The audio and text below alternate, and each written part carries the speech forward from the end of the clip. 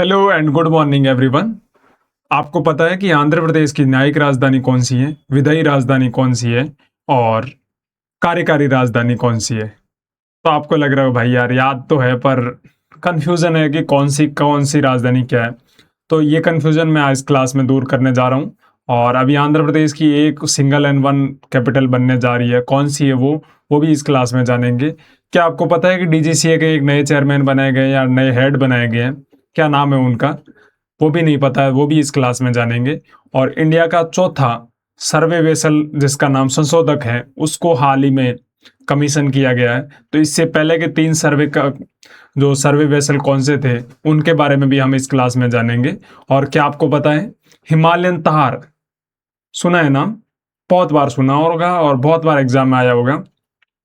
Black colour का होता है और बकरी जैसा दिखता है नॉर्मली। नहीं, हम आपको आज दिखाएंगे व्हाइट कलर का हिमालयन तार। वो कहाँ देखा गया था, किस वाइल्ड लाइफ सेंचुरी में देखा गया है और वो वाइल्ड लाइफ सेंचुरी किस स्टेट में है?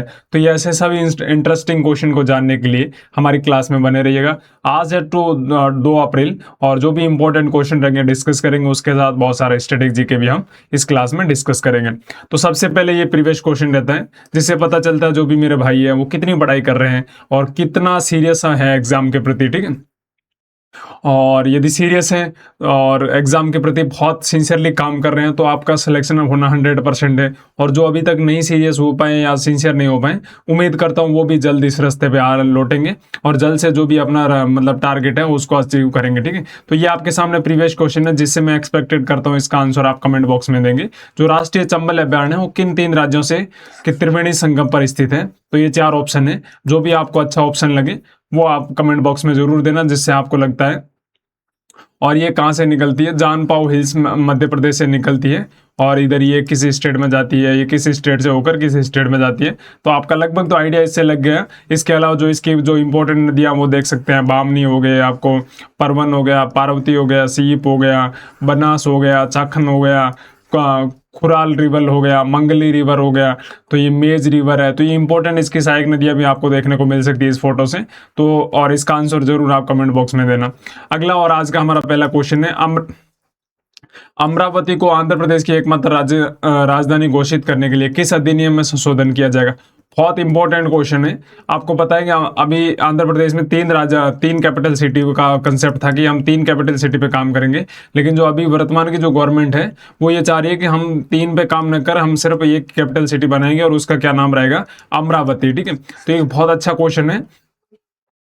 और ये एक्ट कौन सा था? जो आंध्र प्रदेश रीऑर्गेनाइजेशन एक्ट 2014 था। तो थोड़ा सा इस एक्ट के बारे में जानेंगे, एक्चुअली में एक्ट क्या था। आपको पता होगा वो 2 जून 2014 की बात है। कब? 2 जून 2014 की बात है जब आंध्र प्रदेश और तेलंगाना अलग हुए थे, ठीक है। तो आंध्र प्रदेश और तेलंगाना अलग हुए तो उसमें ऐसा कहा गया था कि अगले 10 सालों के लिए हमारी शेयर कैपिटल रहेगी, मतलब हम दोनों एक ही कैपिटल सिटी रहेगी। कितने साल के लिए? 10 साल के लिए। और वो भी कौन सी होगी? हैदराबाद, ठीक है। तो तब तक हम हैदराबाद रहेंगे और फिर आप जो भी आप डिसाइड करेंगे वो आपकी न्यू कैपिटल बनाई जाएगी। तो इससे पहले वाली जो गवर्नमेंट थी उसका कंसेप्ट था कि हम 3 कैपिटल सिटी पे काम करेंगे, जैसे कुर्नूल हो गया, विशाखापट्टनम हो गया और अमरावती। लेकिन वर्तमान गवर्नमेंट चाहती है कि नहीं, 3 पे नहीं होकर हम एक ही कैपिटल सिटी बनाएंगे और अमरावती। और वो अभी हाल ही में चर्चा में, और उम्मीद करते हैं कि अगले 1 या 2 महीने में ये कंफर्म हो जाएगी अमरावती आंध्र प्रदेश की नई राजधानी बने। अब नई राजधानी बनेगी कैसी? तो इसका सिंपल सा प्रोसेस होता है, जो ऑर्गेनाइजेशन एक्ट होता है उसको वापस जो अपना संसद होता है उससे पास कराया जाता है। पहले लोकसभा से पास करा तो राज्यसभा से, फिर राष्ट्रपति मैडम जो भी हैं उनका साइन करा के ये फाइनली नॉर्मल सा एक्ट होता है जिससे पास कर दिया जाता है, ठीक है। और 2014 का जो आंध्र प्रदेश पुनर्गठन या रीऑर्गेनाइजेशन एक्ट है, इसमें 10 साल के जो हैदराबाद और जो तेलंगाना और आंध्र प्रदेश के लिए एक साझा राजधानी थी और अमरावती का विचार इस बार पहली बार रखा गया था, ठीक है। इससे पहले जो 3 राजधानी योजना थी उसमें विशाखापट्टनम को कार्यकारी दर्जा दिया जाएगा, जो अमरावती है उसको विधायी राजधानी बनाया जाएगा और जो कुर्नूल करके है उसको न्यायिक राजधानी बनाने की योजना थी। लेकिन अभी वर्तमान में ये तीनों पे काम न करके एक ही चीज पे काम किया जा रहा है, वो किस पे? अमरावती पे, ठीक है। और एकल राजधानी घोषणा 2014 में संशोधन कर अमरावती को एपी की एकमात्र राजधानी घोषित करने जा रही है लगभग 2 जून 2024 को। मतलब अगले 1 या 2 महीने में ये कंफर्म हो जाएगा कि आंध्र प्रदेश की नई राजधानी क्या बनेगी, अमरावती। अगला क्वेश्चन है आपको, हाल ही में दुर्लभ सफेद अल्बिनो हिमालयन तार किस वन्यजीव अभ्यारण्य में देखा गया था? बहुत इंपॉर्टेंट क्वेश्चन है। हिमालयन तार आप ये देख सकते हैं, बहुत बार आपने देखा होगा हिमालयन तार मतलब ब्लैक कलर का ही होता है जनरली, ठीक है।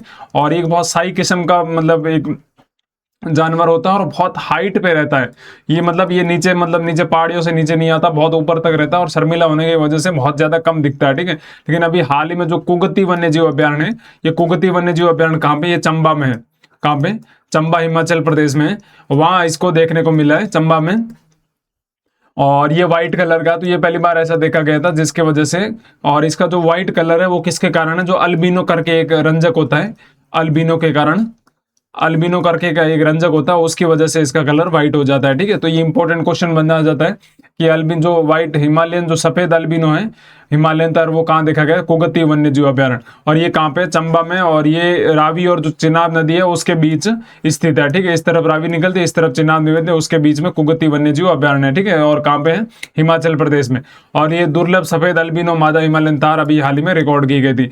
और ये अल्बिनिज्म की घटना, अल्बिनिज्म वो एक पिगमेंट होता है या रंजक होता है जिसके कारण, कमी के कारण शरीर का सफेद हो जाना एक अत्यंत दुर्लभ घटना मानी जाती है, ठीक है। तो अल्बिनिज्म करके एक पिगमेंट होता है, उसकी यदि कमी हो जाती है बॉडी में तो उसका कलर ब्लैक से व्हाइट हो जाता है, ठीक है। और ये आयुसीन की स्थिति की बात करते हैं, हिमालयन तार खतरे के करीब है, मतलब नियर थ्रेटन माना जाता है। तो मतलब इसकी कैटेगरी क्या क्या होती है? सबसे ज्यादा पहले 1 नंबर पर आती है एक्सटिंक्ट, कि एकदम से मतलब खत्म हो गया, एक्सटिंक्ट। 2 नंबर होता है extinct in the wild, extinct in the wild, तो मतलब वो ऐसा माना जाता है कि अभी जंगल में खत्म हो गया लेकिन कहीं प्रिजर्वेटिव में या कहीं लेबोरेटरी में अभी उपलब्ध है।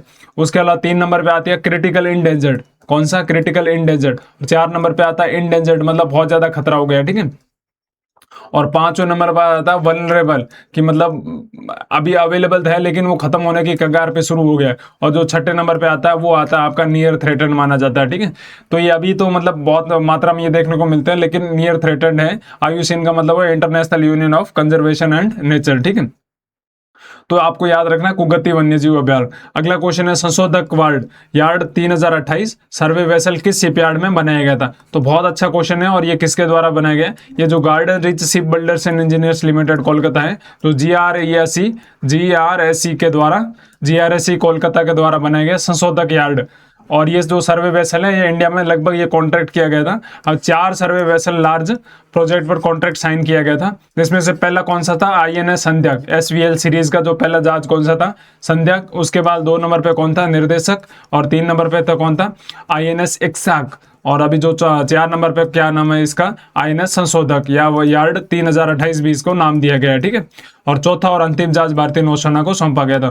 तो इंपॉर्टेंट क्वेश्चन है और जरूरी इन चारों को याद रखना, संध्याक, निर्देशक, इक्साक और संशोधक। पक्का क्वेश्चन यहाँ से देखने को मिलता है, और यदि डिफेंस की तैयारी करे तो पक्का क्वेश्चन यहाँ से आ सकता है। अगला क्वेश्चन है, भावसागर रेफरल सेंटर जो डीप सी फौना की नेशनल रेपोजिटरी के रूप में किस अधिनियम के तहत मान्यता दी गई है? एक्चुअली में ये रेफरल सेंटर क्या है और ये किस तरह से काम करेगा? आपको पता है समुद्र की इकोनॉमी होती है ना, बहुत बड़ी होती है, ठीक है। और उसके नीचे कौन कौन से जीव जंतु रहते हैं उन सबको स्टडी करने के लिए मान के चलो एक बहुत बड़ी लेबोरेटरी बनने जा रही है भावसागर में, जिसमें सब चीजें रिकॉर्ड की जाएगी। उसके अलावा जो भी मरीन चीजों से मतलब समुद्र से रिलेटेड जितने भी जीव जंतु हैं उनसे रिलेटेड जो सारे डॉक्यूमेंट्रीज हैं वो सब इस भावसागर रेफरल सेंटर में अभी मतलब इसको इसमें रखे जाएंगे, या इस तरह का एक सेंटर विकसित किया जाएगा, ठीक है। और ये कहाँ पे है भावसागर? ये आपको कोची में देखने को मिलता है। कहाँ पे? कोची पे देखना। और इसको किस अधिनियम के तहत मान्यता दी गई है? इसको जो बायोलॉजिकल डाइवर्सिटी एक्ट 2002 होता है उसके तहत इसको मान्यता दी गई है। और इसके तहत ये बहुत सारे रिकॉर्ड्स को यहाँ अपने यहाँ संरक्षित रख सकता है, और जिससे आने वाले समय में ये बहुत मतलब जो मरीन लाइफ है उसको किस तरह से और मतलब उसको और रिसर्च किया जा सकता है, इससे रिलेटेड यहाँ सारी चीजें लिखी गई है, ठीक है। और ये भावसागर रेफरल सेंटर MOEFCC जो ministry of environment and forest and climate change होता है, और जो CMLR कोची को जो deep sea fauna national repository घोषित किया गया है, किसको? जो राष्ट्रीय भंडार के रूप में नामित किया गया है। या रेपोजिटरी का मतलब भंडार होता है, और डीप सी का मतलब होता है जो समुद्र के नीचे जो भी मतलब जीव जंतु या फोना या फ्लोरा तो फूल से रिलेटेड होता है, फोना का मतलब जीव जंतुओं से रिलेटेड होता है, वो सबकी स्टडी करेगा, ठीक है। और ये बायोलॉजिकल डाइवर्सिटी एक्ट 2002 के तहत इसको स्टैच्यूटरी या संवैधानिक मान्यता दी गई। तो ये बहुत अच्छा क्वेश्चन बनता है यहाँ से। और इसमें लगभग 3500 ज़्यादा स्पेसिमन रखे जाएंगे, और जिसमें स्पेसिमन का मतलब होता है कॉपीज होता है या किसी की चीज़ की, जैसे कोई भी एक जीव जंतु रहा उसकी मतलब फोटोकॉपी या उसकी मतलब उसी जीव को वहाँ रखा जाएगा। तो मतलब 3500 ज़्यादा जीव यहाँ रखे जाएंगे, उस पर स्टडी की जाएगी, और वो किस तरह से समुद्र को प्रभावित नहीं हो रहा है क्लाइमेट चेंज की वजह से, कुछ चीज़ें चेंज तो नहीं आ रही है। तो ये सारी चीज़ें यहाँ रिसर्च की जाएगी। तो याद रखना भाव सागर कहाँ पे स्थित है, ये आपके कोच्चि में देखने को मिलता है, और कोच्चि कहाँ है, केरला में।